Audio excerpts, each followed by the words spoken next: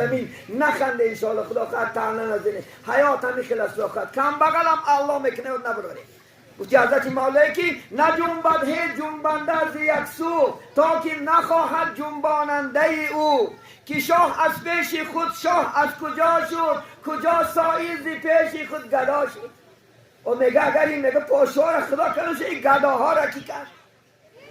اگر نقاش نیکان را سیریشتم بدان را در اینجا کی نوشتم اگر آدم خوب خدا کنوشه این بدا را کی کرد همه در حکم تقدیرش دواند به هر سوی که میخواند رواند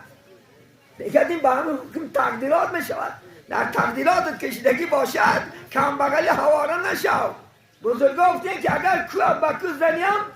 دادگی خدا را میگیری کوه با کوه زنیم دادگی خدا را میگیری بخاری سوی کافر هم مبینی مبادا که فروز از شمع دینی میگه از طرفای کافران بچهش نیبت نبی اگر خدا بخواهش در اندگلخ عالم میشه انشاءالله خدا کرد من شهرهای روس نمیگن بچه هایی که خدا جون نمازخوانی شام اونجا آبکای دیده ما گریه نمیکنیم ما وقتی که سخنی خدا میشنویم سخنی رسول الله میشنویم آبی دید و یا میگه بیچاره آبکای دیده جاری سبحان الله الحمدلله در کوچه ها گشت بینید و هم انشاءالله خدا خواهد برنیم میگه تو کافران بچهش نیبت نبی خدا بخواهد انشاءالله خدا خواهد ارمان در عالم سخت میشد ارمان علم دار انشاءالله خدا خواهد سخت